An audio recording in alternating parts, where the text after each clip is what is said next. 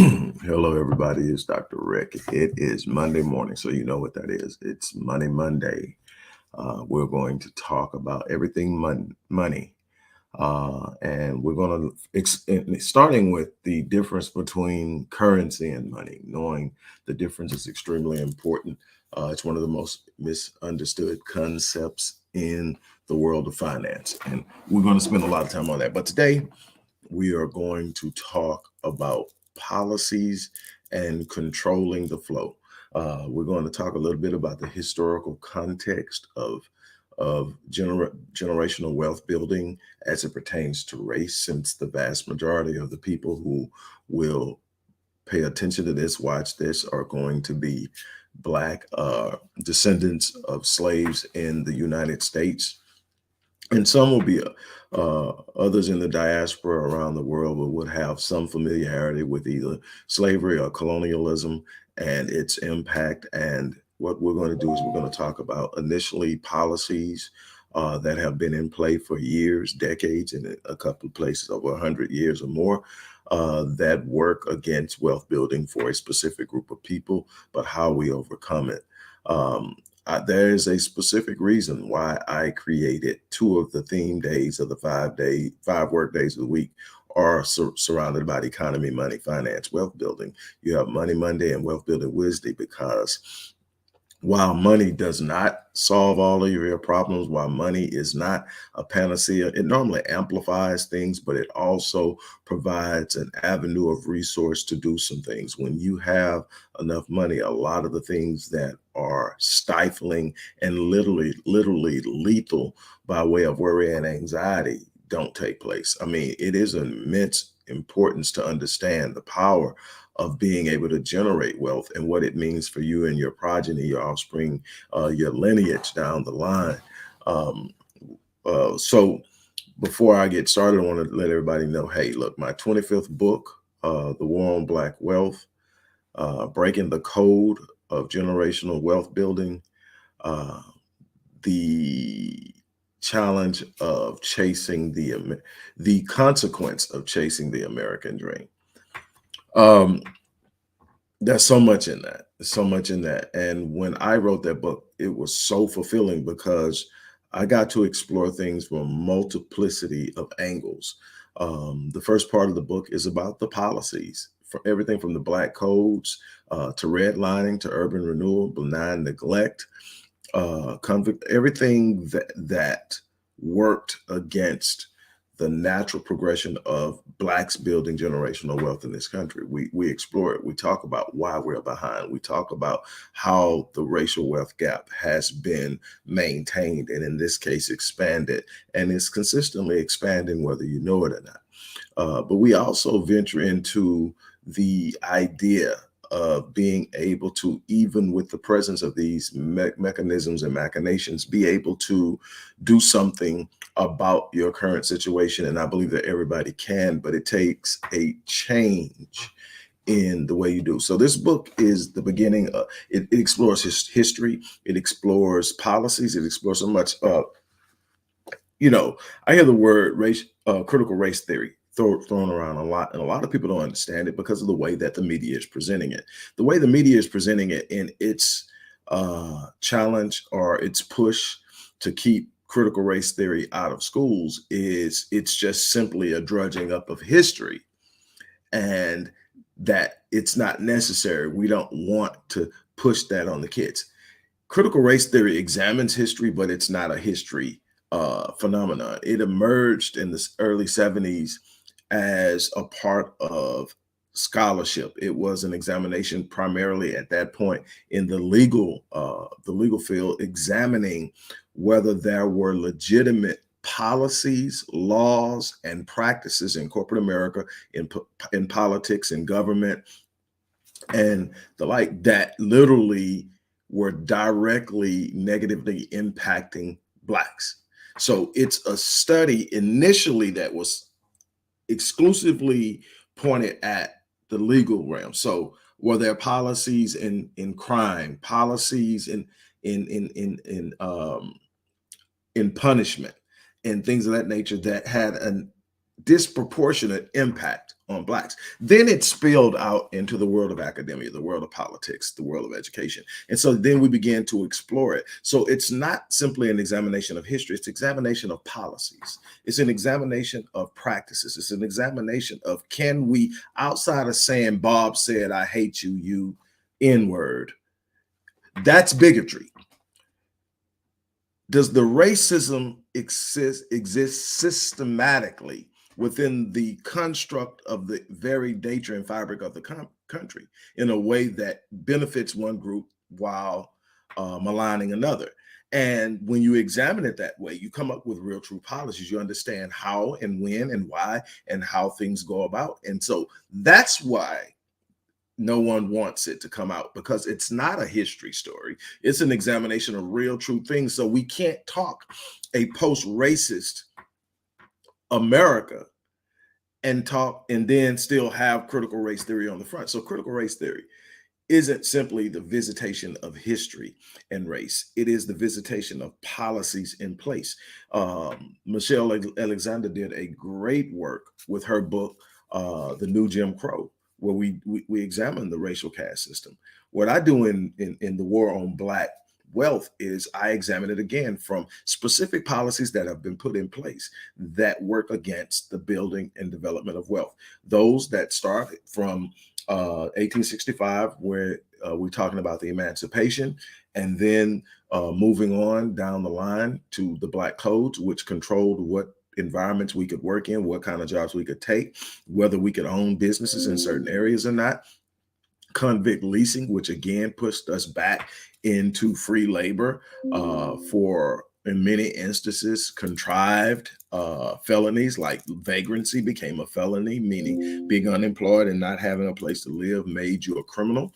And they put us in prison and then leased us back out to the plantations that, again, we were freed from. And so again, we leveraged their ability to create and produce whatever it is they created and produced at a very high profit margin, because they weren't paying for labor, or they were paying pennies on the dollar for labor to the state. We go to redlining, where we were not allowed to buy homes in many areas simply because the banks would not lend to areas that had Black families in them. And so it created a lot of intensified animosity between whites where it didn't naturally and inherently exist, because having a Black family in your community immediately dropped your property value. So even if you didn't have anything in against Blacks as an individual person, the fact that they're messing with your money will make you hostile towards them. You see what happens. And then you go on down the line: urban renewal, benign neglect, mass incarceration. All these things play a role in how well we're able to develop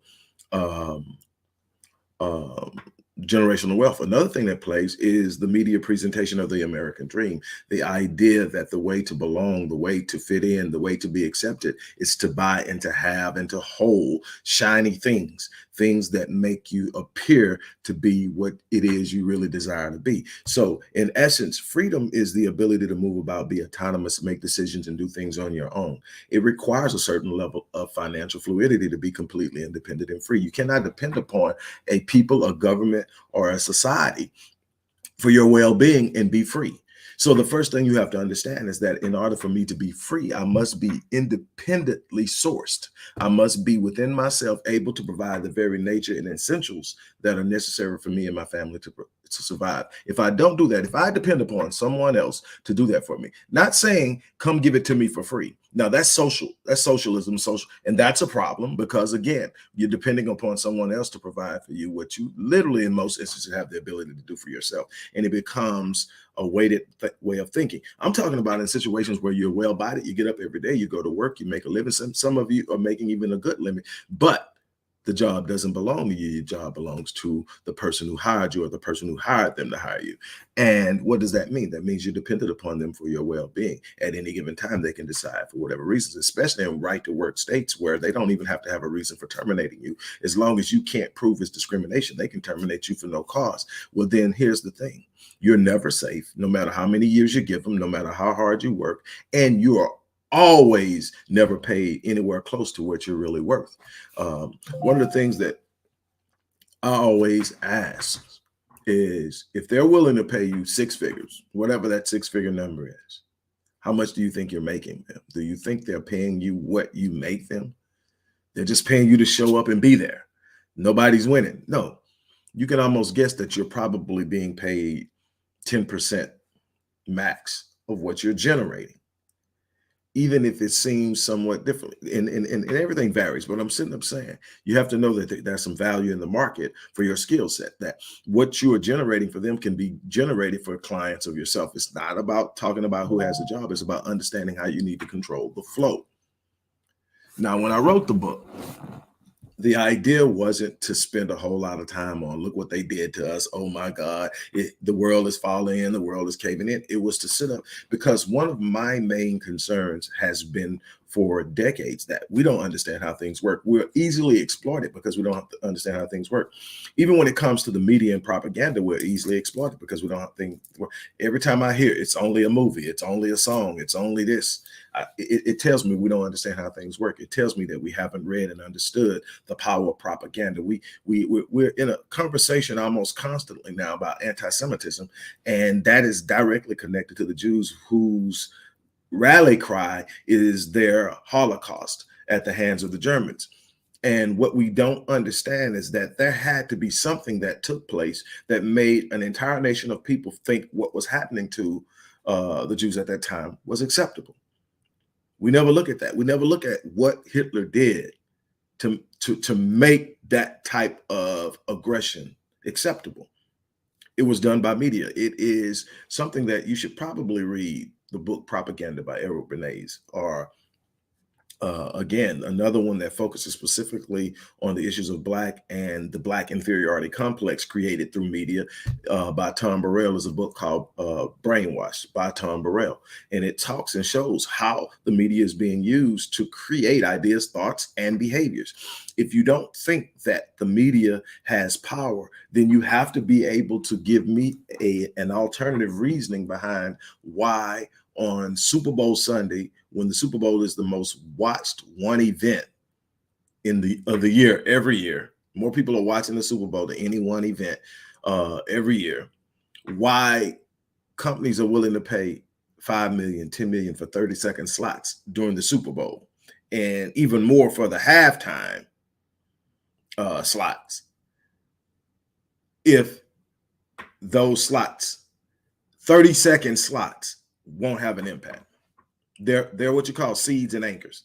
See, the seed is to set it, so it's not necessarily just watching it that one time that's going to do it, but what it is it captivates, it sets, because it's so funny, because it's so memorable, because everybody's going to talk about it for days after it's over with. It sets an anchor. So now every time something follows within the vein of that seed, it reinforces the seed and the idea. Before you know it, you're buying it, you're promoting it, you're talking about it, and then it's a part of it. That's how driving habits are driven by media. McDonald's has the worst freaking food ever invented, if it's even really food. And it's the #1 selling fast food restaurant in the world, hands down, going on 50 years. Marketing, propaganda. And one of the things that has worked against Blacks is the very notion that I can't experience freedom. True freedom means I'm autonomous, means that I control the flow. You have to control the flow. What does that mean? That means that even if I have a job, I've got to have other areas of income. I need to diversify my income. I need to have passive income or semi-passive income that I control, meaning I wake up in the morning and I make sure it happens. Nobody takes it away from me. Nobody can fire me from what I created. And you need to be able to do that. Why?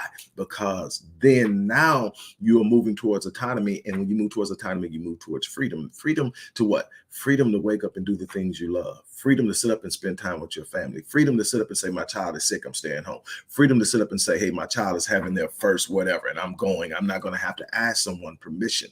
Just the small little microaggressions that we deal with every day, having to go in and not control the flow, what it does to us. We don't understand what it does to our self-esteem, what it does to our self-confidence, what it does to our self-image, what it does to our mental health when we have to go in as grown people and ask other people for permission to do things that we're passionate about, like love on our kids, spend time with our family, go on a trip with our mate, whatever it is. And we don't understand that dynamic. Now, that's where I hang my hat at in this world, is human behavior, mental health. I do this, so I know the outcome of the microaggressions of not having autonomy and freedom. It's not just about money. Money isn't a panacea. Money is simply a resource. But when you have that resource, you're able to lay out a path for yourself that you control to some extent, and you're never in a situation where you're stressed out. Now, I can tell you all day long, you can say money doesn't buy happiness.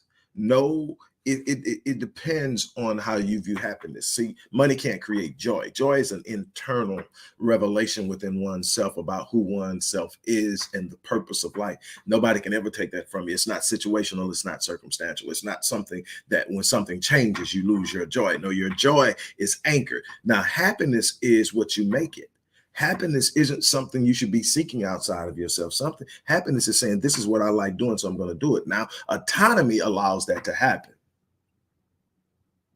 If you want to fish all the time, autonomy says, man, I'm going out in the boat today. I don't need nobody's permission. I don't have to ask for a day off. That's what freedom is. Freedom is the ability to be in the moment that you want to be in as much. So what I did to create my freedom is I built my entire process around the things that I love doing. I love working with people. I love helping people. I love seeing people smile. I love getting with people who have given up and giving them a reason to stand up and fight and move on.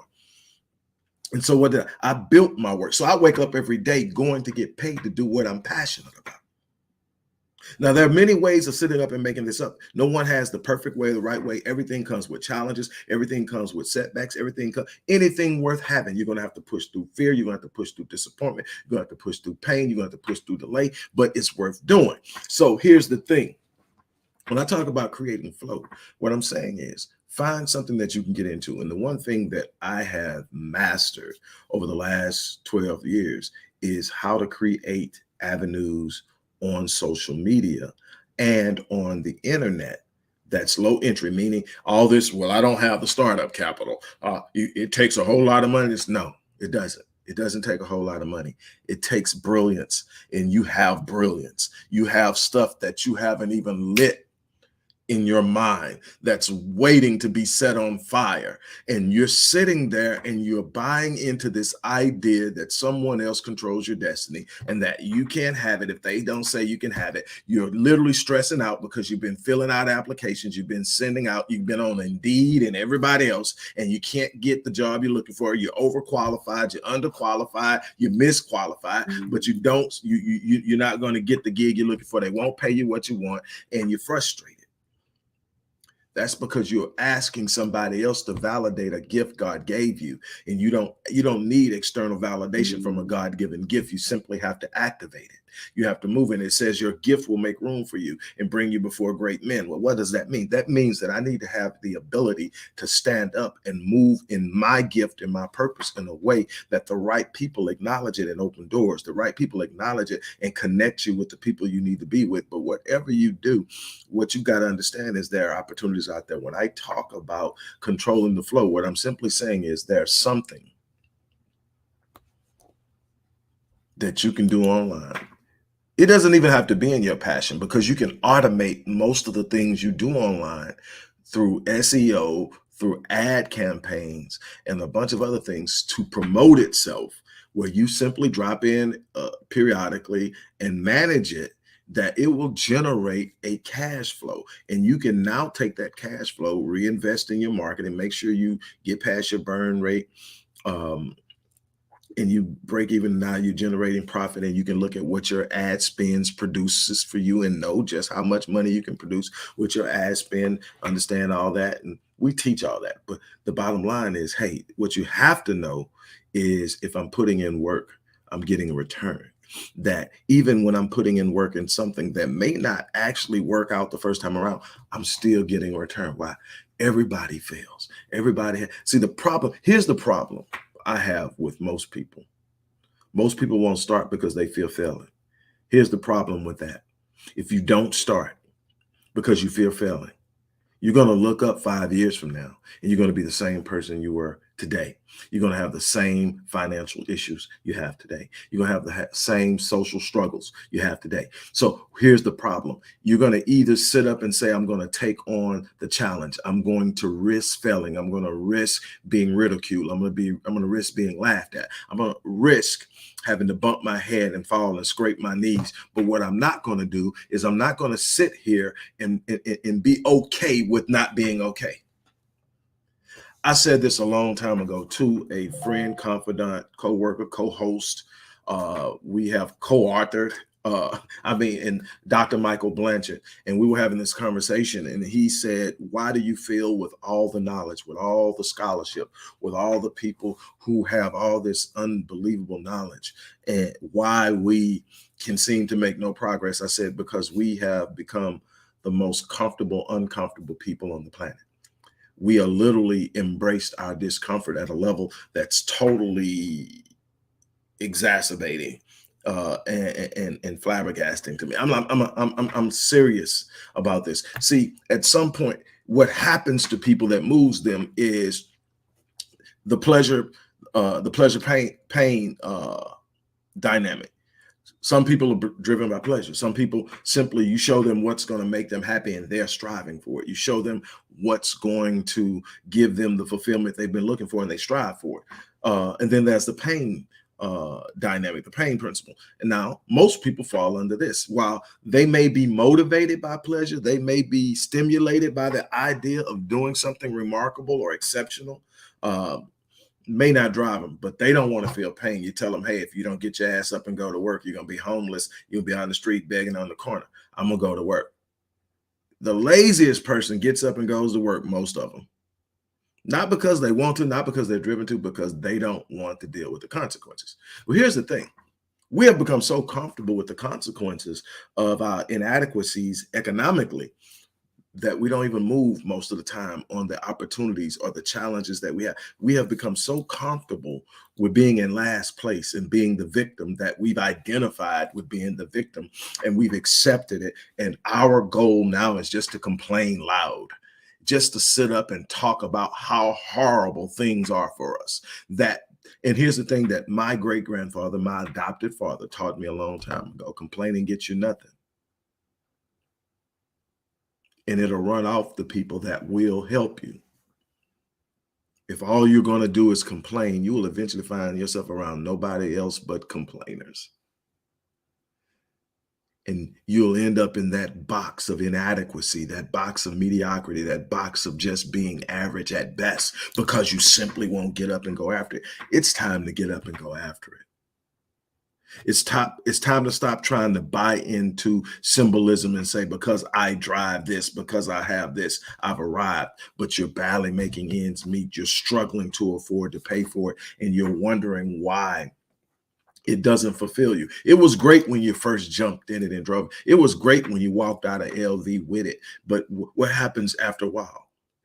The excitement diminishes because it's no true intrinsic value in it by itself. Now, in the right space, in the right time, when you have things set, if you want it, get it, but it should never have that much of a massive impact on you if it's not bringing you money. Now, if you're spending money on a vehicle and you work in a vein where you need your vehicle to do what it is you do, then that's an investment. But if it's just simply to show people what you were able to buy, that's foolish. And we have to understand that we're literally being pushed by media to do it. It's nowhere in the world that we're spending $2 billion a year on Jordans. Nowhere in the world that we spend $4.5 billion on alcohol and cigarettes and other things that we use as a form of escapism and coping. There's no way that we outspend the white community in the purchase of Mercedes-Benz and other luxury vehicles when they have 5 times our median household wealth. That is an idea of spending time in a space in idea and thought alone, not in reality. And so what do? We are going to have to understand that we must change our thinking. We must change our folk. We must be willing to get out there. We must have a dynamic which on an individual and collective level, we are controlling the flow. If we don't control the flow, the idea and the talk about independence and freedom is foolish jabber at best. I saw someone today make a very valid point. We consistently talk about an independent, powerful Black nation on a platform controlled by non-Blacks. We do it on all the platforms. We don't even have the togetherness and the wherewithal to get together and put together something that we own, we control, that we stand on, because then controlling the floor changes the dynamic. Nobody can suspend you for putting up something that's empowering to your people and may be in some way offensive to another group of people. That's a problem we have, is that we keep asking permission to come together on somebody else's situation and resource instead of building our own. Well, that happens on a microscopic level as well. If you're in your home and you're sitting up and you're operating and everything is dependent upon someone else, you'll find yourself maligning the very opportunities and the very people just sitting up doing it. I see it all the time. We can't put you on this because if we put you on this, we can't get approved. And I'm not just talking about housing. I'm talking about all the other little supplemental things they'll offer you, but they're going to say you need to be divided. You can't come together. You can't build. And instead of sitting up saying, how can we come together and make sure we never have to ask for help again? We simply take the laid path, which wasn't designed to make us win. A person will never be empowered as long as they're dependent. Same thing for a group, same thing for a community, same thing for a race. So again, if you want to be empowered, you're gonna have to make some changes. Look, I'm about to get off of here. I got to get ready for a client in 11 minutes. So here's what I want you to do.